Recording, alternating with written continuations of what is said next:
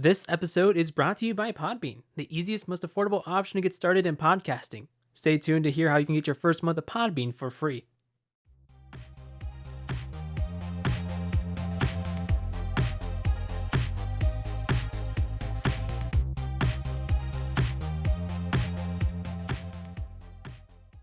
Hey everybody, welcome back to another episode of Committed Critics, a pop culture podcast where we're not only committed to our opinions, but also each other. Aww. I'm Kevin Lau. I'm Ryan Davis. And I'm Jordan Spearman in for Zach, not because he's gone. I just wanted to be on again. Hi, guys. Hey, Jordan's back. Yay. And Welcome you brought a back. special guest today. I did! Special guest, who are you? I'm Hannah. I am Jordan's best friend. We always get our names mixed up. My parents even will switch us up sometimes. So, it is what it is. But I am so happy to be here. I begged Zach to get on here. So I've never experienced my parents confusing names with my best friend. I feel like maybe they're trying to replace you. No, One of you. No, they're my Carbondale exactly, family. yes, so yes. Oh. well, There we go. I'm adopted. Yeah, this is a strange way for your parents to find out. Yes, a little bit. It's fine. Yeah, don't worry about it. But anyways, today we're talking about WandaVision, if you couldn't guess from the title. We watched WandaVision. We're recording a little bit after the season finale. Ryan had a whole week to binge watch it all from the beginning. Hannah, I believe, watched the documentary talking about the series as well. And later on this week, Falcon and Winter Soldier will be premiering. But right now, we're going to start off with spoiler-free thoughts of WandaVision. Let's go ahead and start with Jordan. What did you like about WandaVision, spoiler-free, and what would you rate it? Okay. So, Kevin gave me crap for this earlier, but overall, I would rate it a 7.5 out of 10. I go by percentage. 20-point system. Yes. Ooh. A 75%.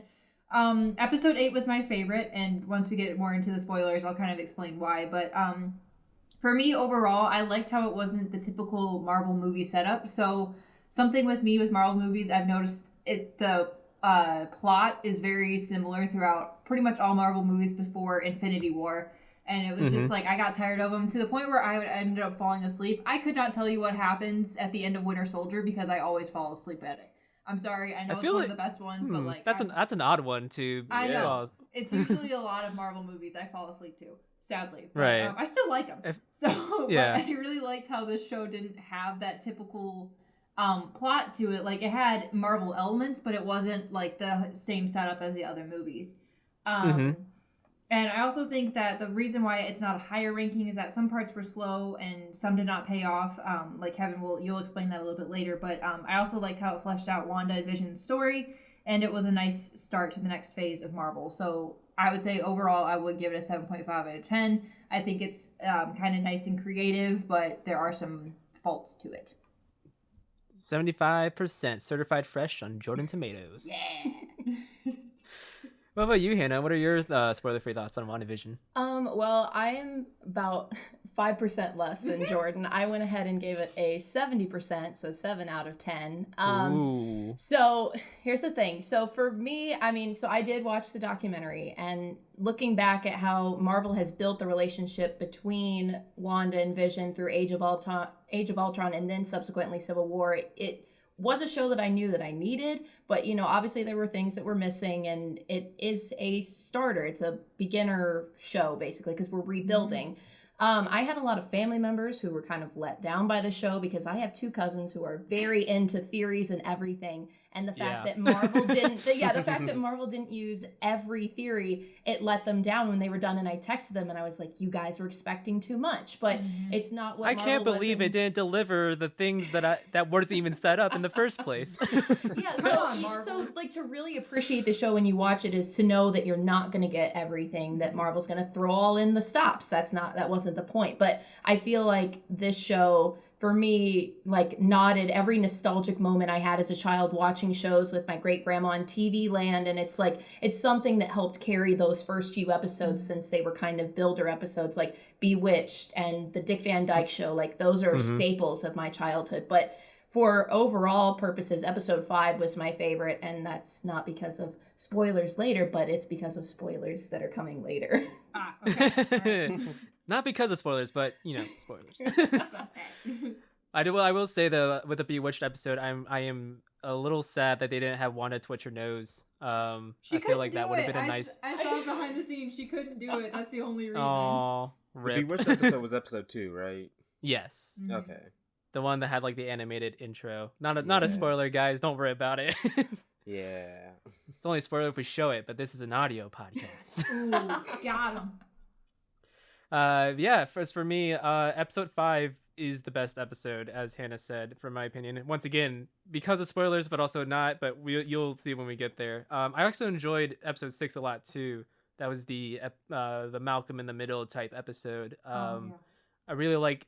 That was just a really fun, like, cooler episode after the intensity of episode 5. At its core, I do think WandaVision is a good show, just not a great one. It does accomplish what it's trying to do with the Wanda and Vision story, and it does that pretty well. But there's a lot of like lack of development of the world around them, including the side characters that have a strong setup, but like a really weak payoff, if they have a payoff at all. Mm-hmm. And we will talk about that more as we go on. But overall, I'd say it's since we're going by tens, it's going to be 7 out of 10 from me. That's fair. I would say that's fair. Yeah. What about you, Ryan? Well, I'm different from all of y'all because I say episode 4 is my favorite. What? You gave it a 10 out of 10?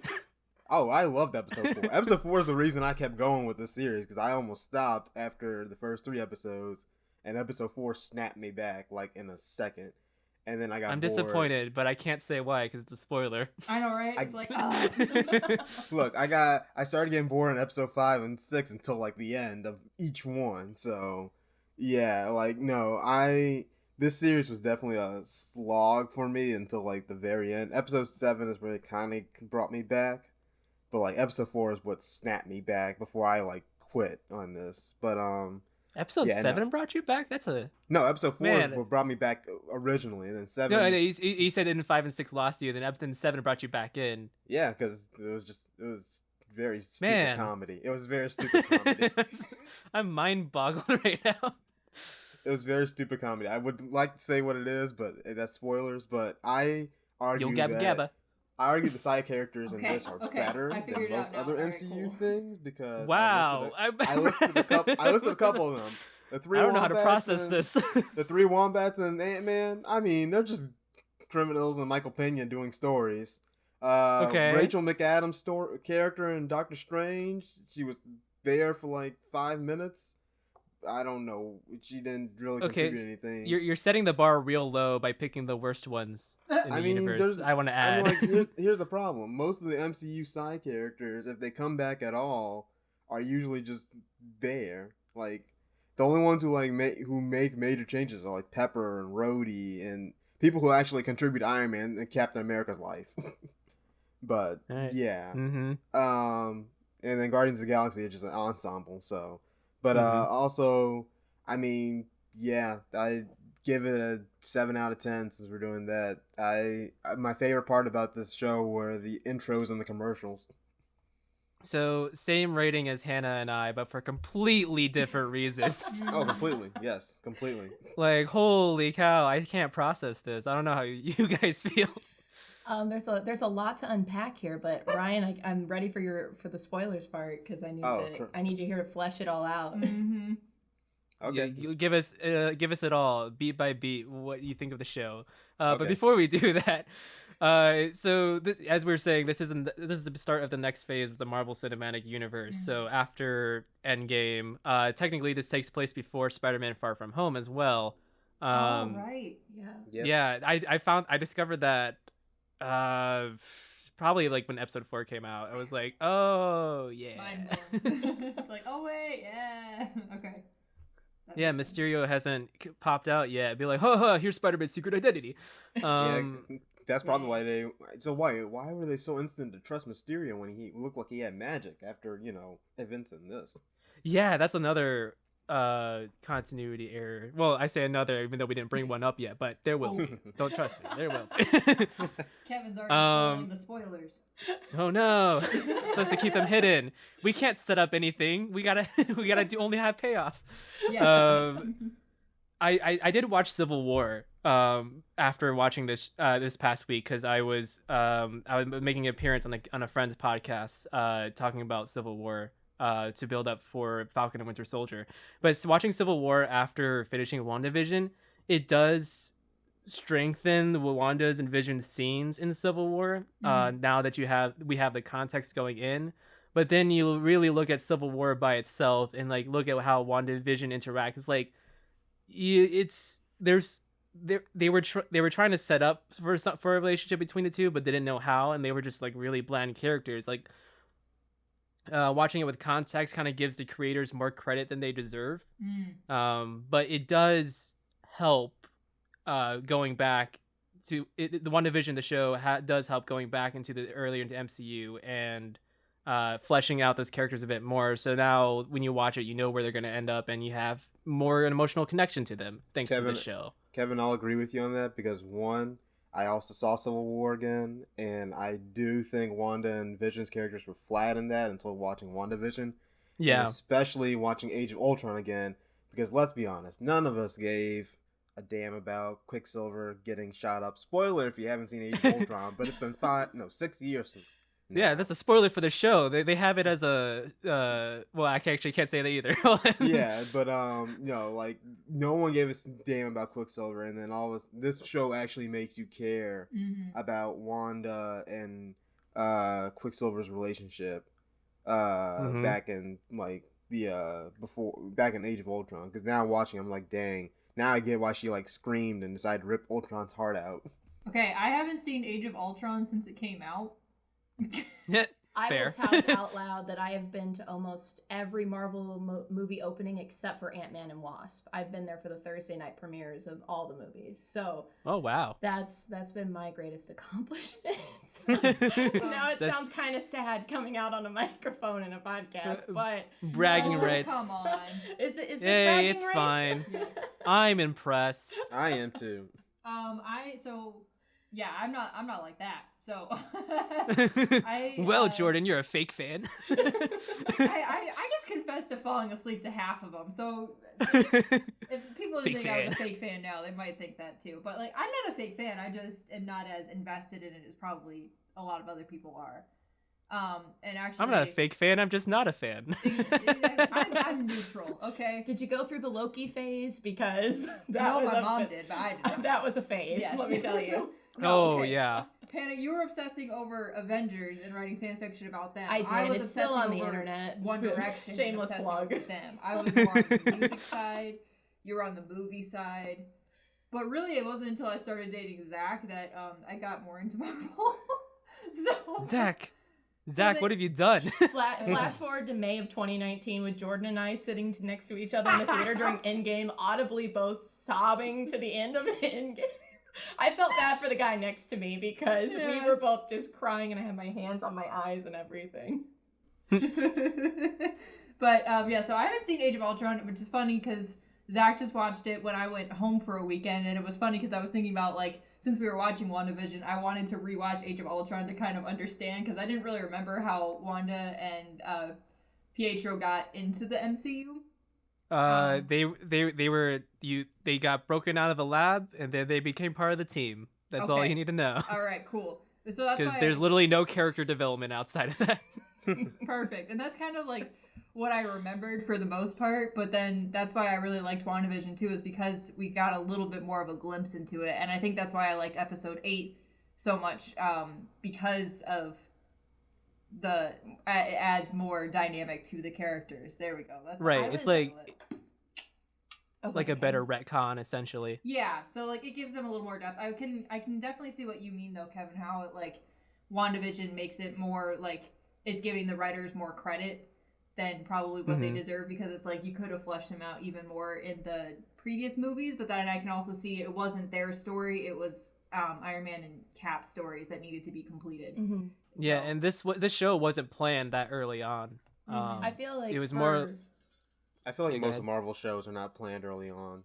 Well, especially with this one, it was like this was more like, hey, we're gonna launch Disney Plus, and then hey, since we have the streaming service, let's also do shows, see if we can incorporate MCU in it as well. okay. So it's so it wasn't like, it's not like the other movies that were planned like 10 years in advance. It was kind of like something like, oh, we have this thing we could do. What can we do with it? And kind of look at the criticisms like, well, we can make Wanda and Vision more interesting now that we just give them their own show. Well, I think the interesting thing is too is especially for Quicksilver and Wanda in Age of Ultron, if like for me at least, when I grew up, I watched X-Men Evolutions, which was the animated show. So that kind of built up some background for me about those characters prior to watching Age of Ultron.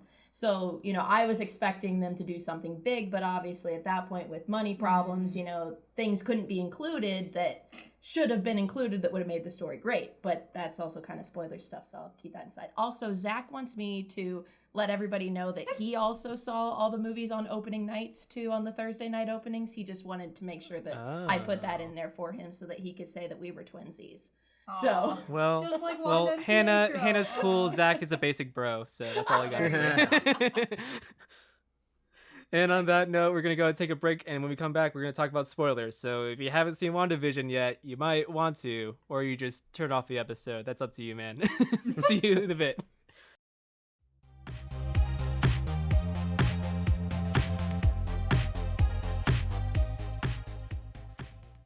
Starting a podcast? Try a Podbean Unlimited hosting plan. It's what we use here at Committed Critics, giving us the opportunity to have our show on Pandora, iHeartRadio, and even Spotify. You can get your first month of unlimited hosting for free on us by going to podbean.com/committedcrits, just like our Twitter, or by clicking the link in the description. Podbean, the easiest, most affordable option to get started in podcasting.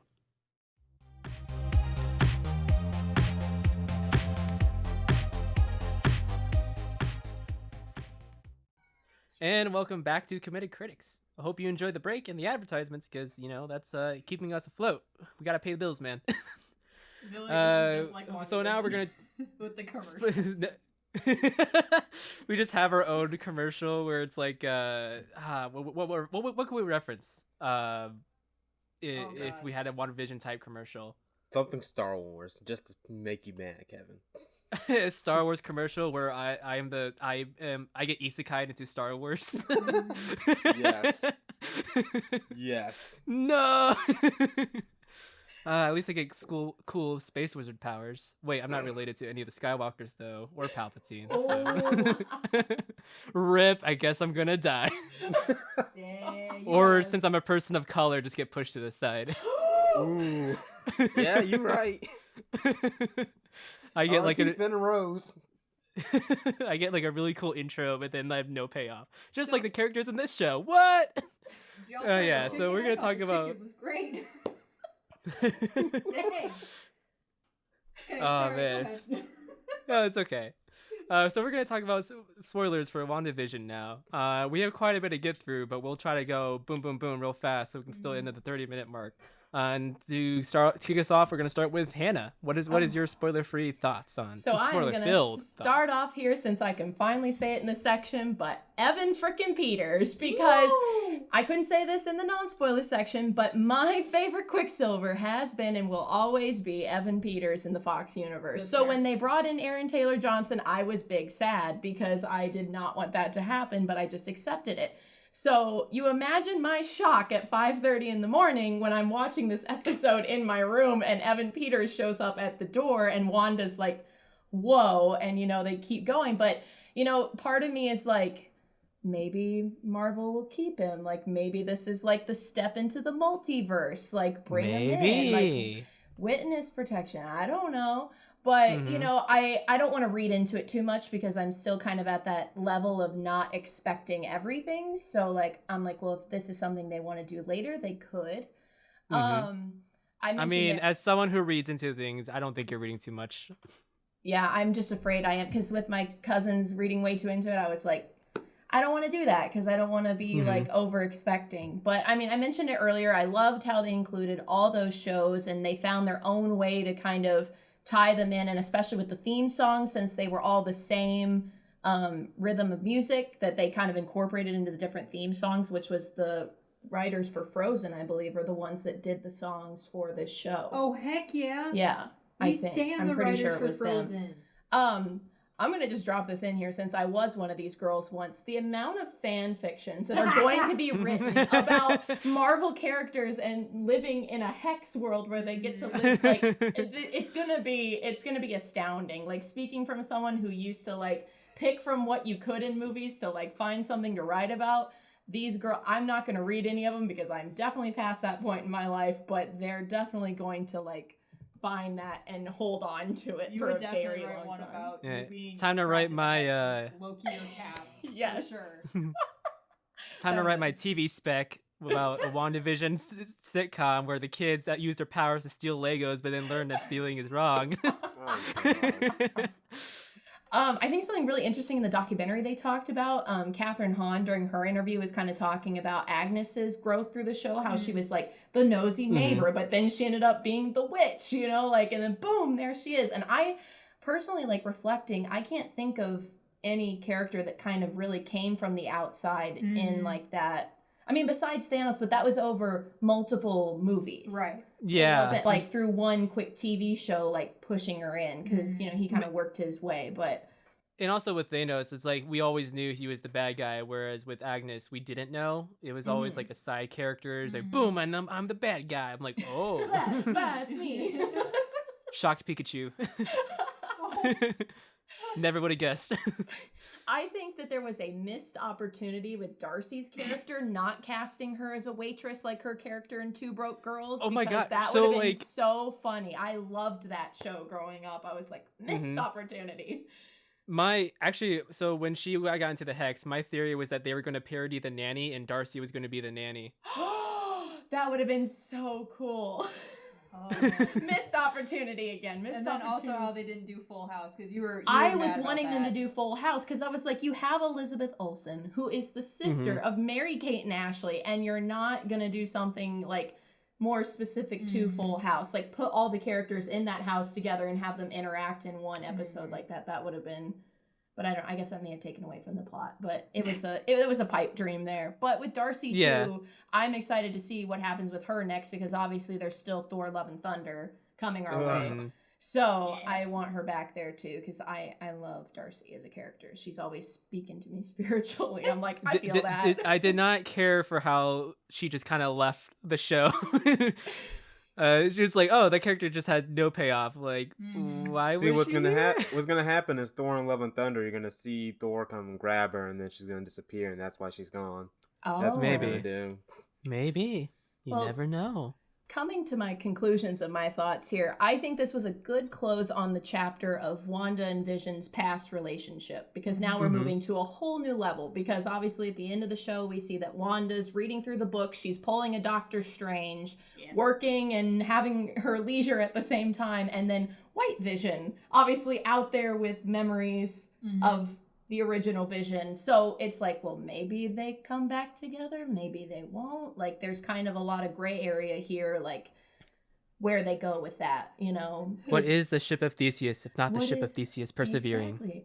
Yes, that's also a great quote there. Yeah, what is grief if not love persevering? That that really hit. Like, I was watching the episode and I was like, wow, why does Paul Bettany got to do this to me at 5 in the morning? Like, I don't need this. But I'm going to give a shout out to Zach here at the end of my thoughts, because I was a little disappointed through the first few episodes of the show, and like talking with Zach about it, I was like coming down a level on what to expect, because I was kind of on that high course of like, Marvel, give me everything. But then I was like, we're kind of back at Iron Man level. Like, we got to wait for things to come to us, and then we're going to have that 2012 Avengers moment eventually again, but like, we're gonna have to wait maybe another 10 years, which is fine. Oof. Which is fine we'll with be me. In our 30s. I can't It'll wait. be okay. We'll have kids to show it to probably by then, or younger cousins, nieces, nephews. I don't know. Whatever's the next generation. But yeah, the next generation of Marvel goers. It's gonna suck though, because, you know, we kind of grew up with it, and then we have to keep waiting, and then they'll just have everything there for them. But and we can complain about how it was better when we were younger. Yes. Back in my day. But overall, day, I'm still happy with how it ended. Like, I'm not upset by any means. Like, they gotta do what they gotta do. I trust Kevin Feige with my life, so. Cool. I mean, I have mixed feelings on Kevin Feige, but I think he's a great producer. But other than that, whatever. Yeah. But Jordan, what are your spoiler-filled thoughts on Okay, so I have WandaVision? positives and negatives. We'll start with positives. I have positives and negatives. So for positives, for us to grow old in, that stabbed me in my heart, and I didn't even care about these characters before. Mm-hmm. Like, again, I hadn't seen Age of Ultron since it came out, and then I can't remember what happens in Civil War, which is awful, I know, but like... Well, I mean, Civil War. As someone who's watched Civil War the last week, it's very inconsequential. So So there we go. because the movie.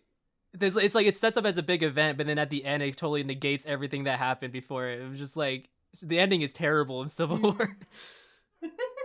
Okay. Well, okay, maybe I don't need to watch it then. But Nope. but like I don't know, I really like to see that because, you know, Vision is a robot, and like to see him have feelings and be like, this is for us to grow old He's a in. synthesoid. A synthesoid. I'm sorry. Can he A grow old? carbon-based synthesoid. Carbon-based synthesoid. Can he grow old?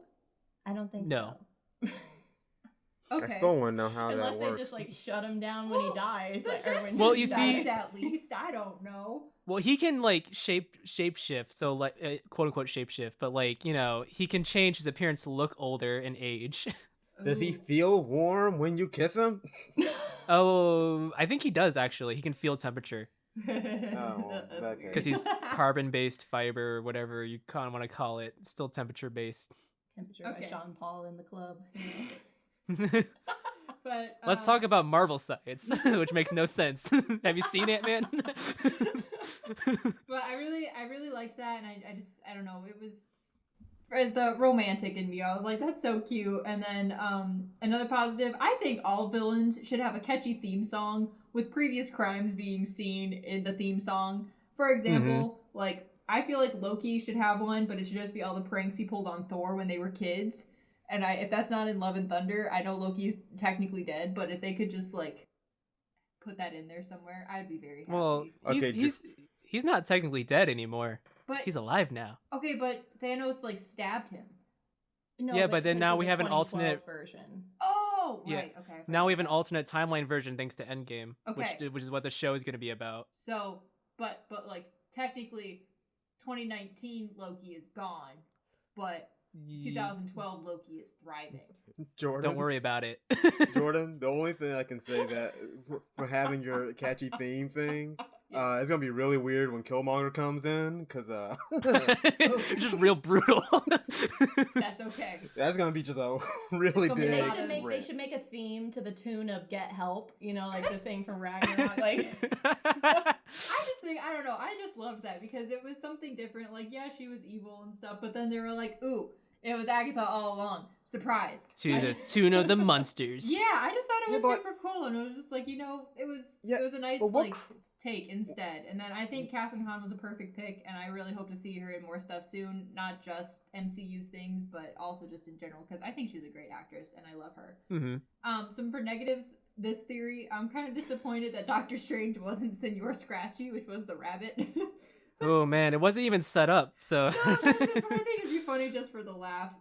But I do kind of question why Wanda's Vision did not tell her about White Vision and what their little conversation was, because she didn't even, I mean, I know she just became Scarlet Witch and stuff, but she didn't even question, like, hey, what happened in your battle?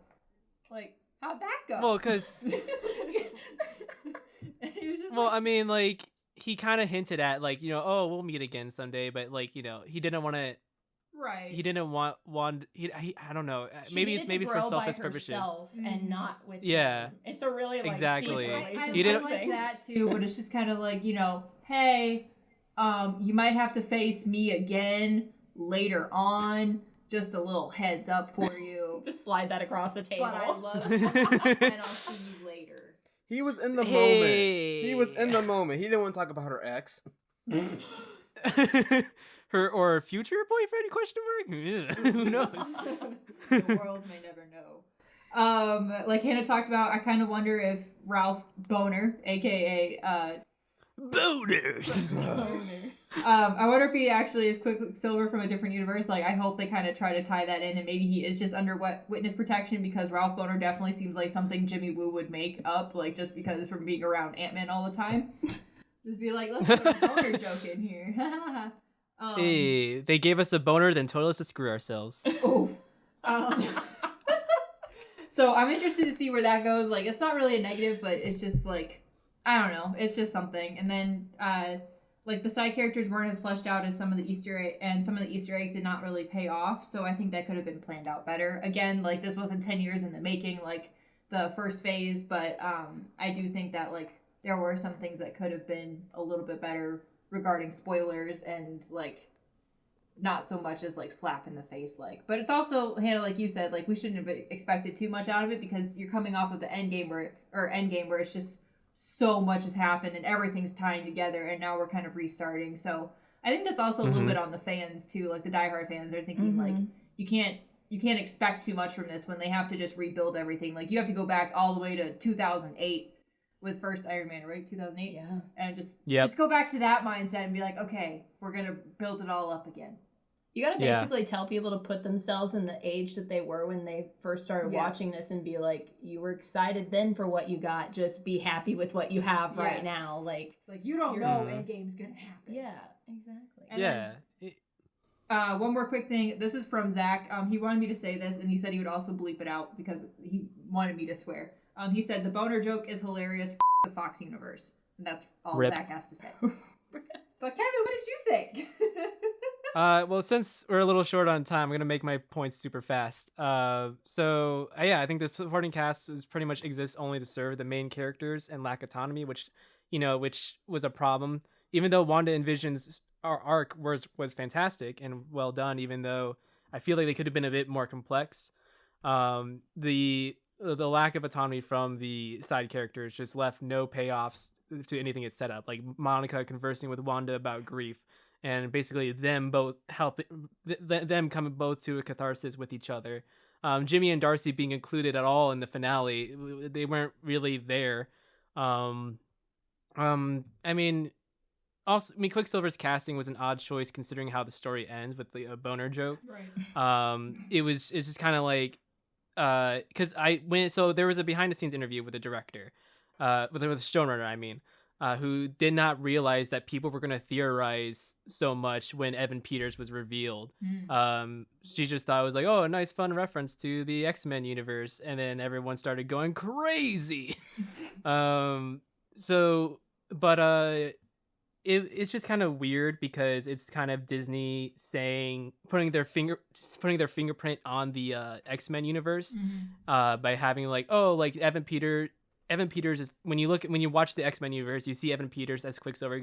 Everyone, audience is going to think, oh, he's the fake Quicksilver.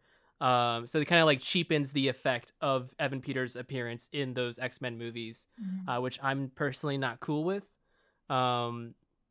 It's just Disney trying to basically get everyone to, in a way, to get everyone to not like the X-Men movies and only like their new X-Men movies that they'll eventually put out. Whenever they do down the road, it's gonna be an odd transition, that's for sure, considering what X-Men are supposed to stand for in the universe, as like a representation of minorities and life as a minority.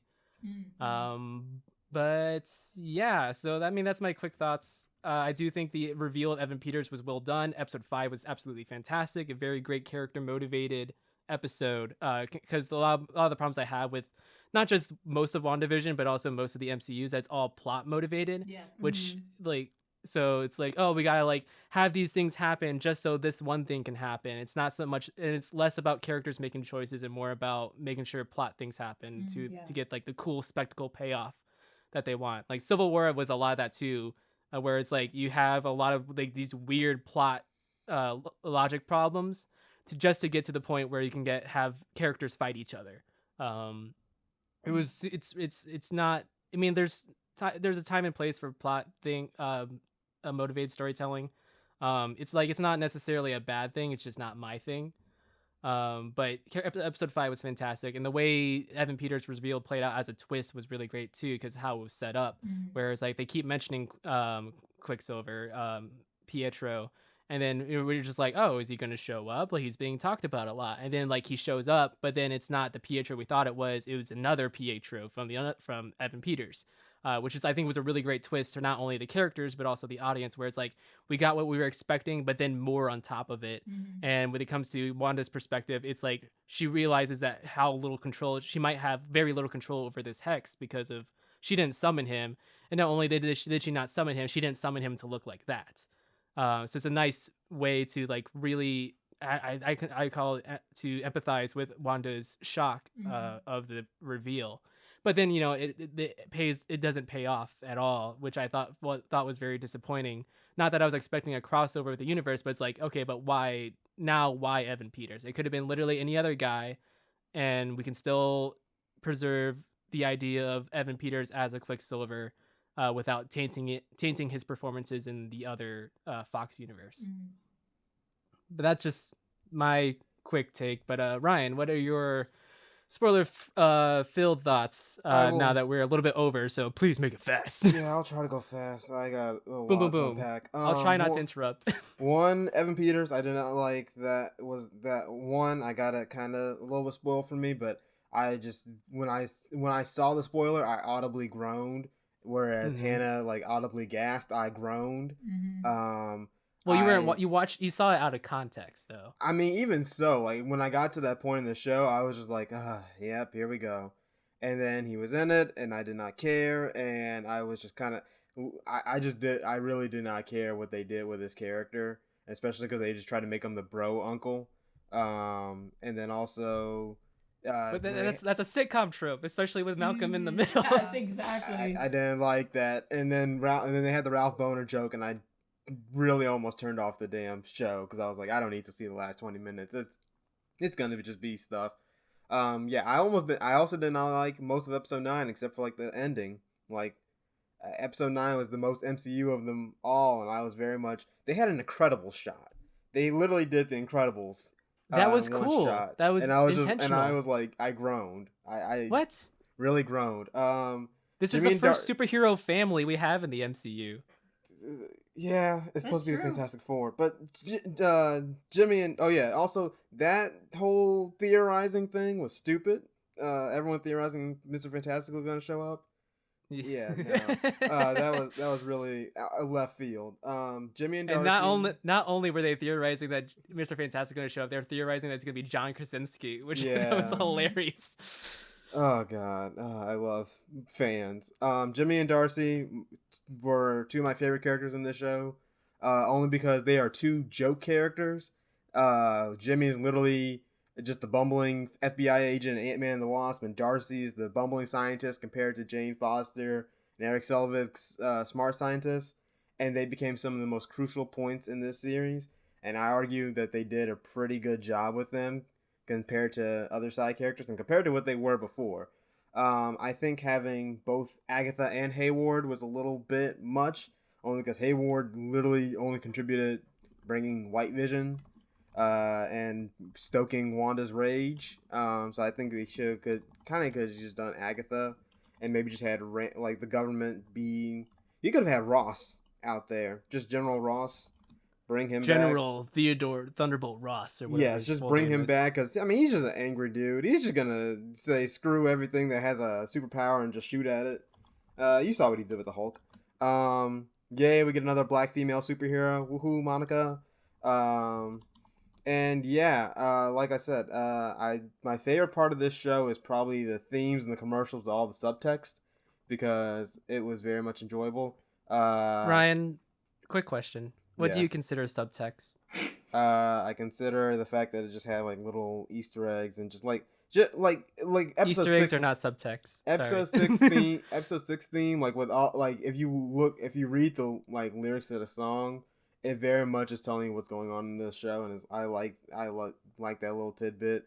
I liked episode 7 when they had the little. If you stop at the right frame, you can see it saying, "I know what you're doing, Wanda." Just like little things like that, and then also. I mean, I'll say this: episode 5 and 6. I know Kevin.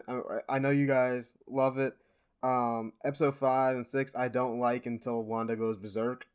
They were very much.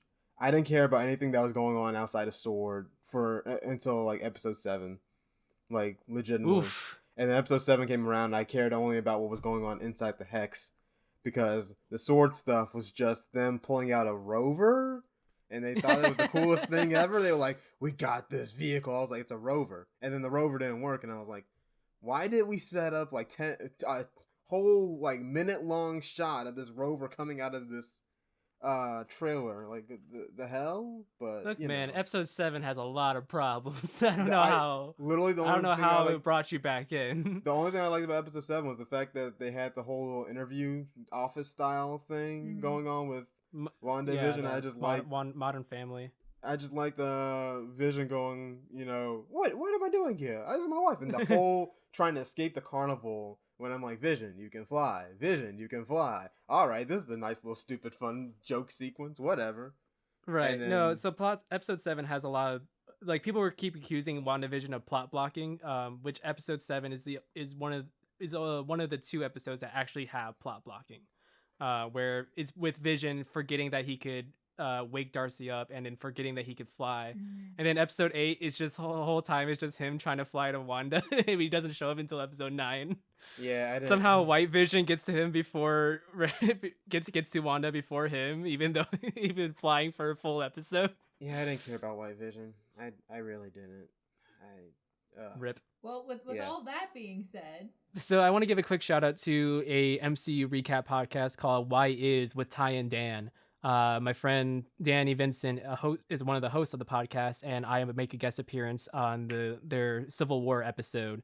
And they started off with WandaVision and recapping it, and episode by episode, giving their in-depth thoughts of it.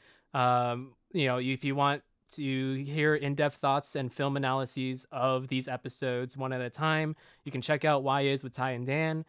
Streaming on Spotify, Apple Podcasts, Buzzsprout, pretty much everywhere.